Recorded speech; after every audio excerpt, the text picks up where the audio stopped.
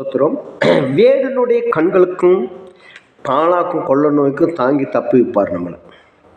வேடனுடைய கண்களுக்கும் பாழாக்கும் கொள்ள நோய்க்கு தாங்கி தப்புவிப்பார். இது எத்தனை பேர்த்துக்கு தெரியும்? எல்லாம் கிறிஸ்துவ வாழ்க்கையில் வாழ்கிற யாருக்காவது தெரியுமா? அவர் வேடனுடைய கண்களுக்கும் பாழாக்கும் கொள்ள நோய்க்கு தாங்கி தப்புவிப்பேன்னு சொல்லிட்டாரு.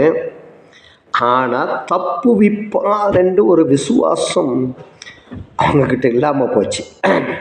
அப்போ அந்த விசுவாசம் கடந்து வர வேண்டும். மறுபடியும் அதனால விசுவாசம் வர வேண்டும். எனக்கு கேட்டால் அது காலப்பொழுது. அந்த காலப்பொழுதில் அந்த விசுவாசம் வரும்போது, அந்த விசுவாசத்தில் நிலைத்திருக்கும் போது தேவ பிள்ளைகள் அது ஒரு ஆசீர்வாதமாக இருக்கும். தேவன் அதில் அநேக மகிமைப்படுவார். ஸ்தோத்திரம்.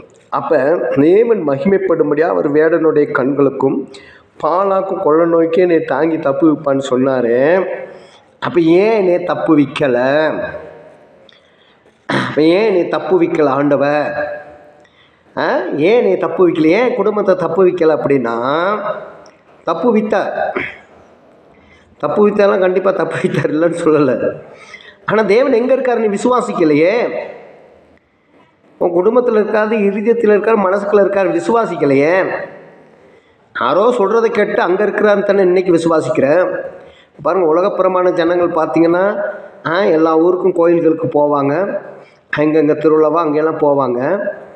அவங்க சாமி கும்பிட போனால் மட்டும் நம்ம சொல்கிறோம் அவங்க விக்கிர வழிபாடு பண்ணுறாங்க, அவங்க இங்கேருந்து அங்கே போகிறாங்க. இங்கே நீ என்ன பண்ணுற? நீ அதானே பண்ணுற. அப்புறம் நீ என்ன செய்கிற? அப்புறம் எப்படி ஆண்டவர் வேடனுடைய கண்களுக்கும் பாலாக்கும் கொள்ள நோய்க்கும் உங்களை விடுவிப்பார்? அவன் தேவன் விடுவிக்கிற மாதிரி, இப்படி தடைகளை விடுவிக்கிற மாதிரி வாழணும். இப்படி தடைகளை ஒட்டி இருக்க தடைகளை பிரித்து விடுவிக்கிற மாதிரி வாழ வேண்டும். அப்போ தேவன் எனக்கு செய்யணும்னு தீர்மானம் எடுக்கிறீங்களா? பரிசுத்த ஆவியானவர் இன்னையிலேருந்து நீங்கள் விசுவாசிங்க. முதல்ல விசுவாசிங்க. ஞானஸ்தானம் எடுத்தவங்களாக இருக்கலாம், சபைக்கு போகிறவங்களாக இருக்கலாம், யாராக இருக்கலாம். விசுவாசம் இல்லை அப்படின்னா அந்த எந்த ஒரு காரியத்தில் நீங்கள் வெற்றி வாழ்க்கை காண முடியாது. அப்போ அந்த வெற்றியாக வாழ்கிறதுக்கு தேவனாகிய கர்த்தர் சொல்கிற நல்ல ஆதாரங்களை பிடித்து கொண்டு நீங்கள் நடக்க வேண்டும். அதை பிடித்து கொண்டு நடந்தால் தான் ஆண்டவர் சொல்ல, உனக்கு முடியலையா ஒரு ஸ்டிக்கு கொடுக்குறேன், பிடிச்சிக்கிட்டு நட அப்படின்றார். எதுக்கு அந்த ஸ்டிக்கு? ஒரு பலன்.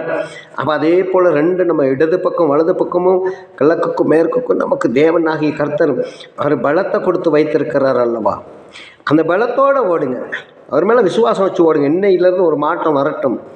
உங்களுக்கு ஒரு மாற்றம், உங்கள் குடும்பத்துக்கு ஒரு மாற்றம், உங்கள் பிள்ளைகளுக்கு ஒரு மாற்றம் வர நீங்கள் நிச்சயமாக அப்படி அந்த காரியங்களை செஞ்சீங்கன்னா தேவன் நிச்சயமாக ஆசீர்வதிப்பார்.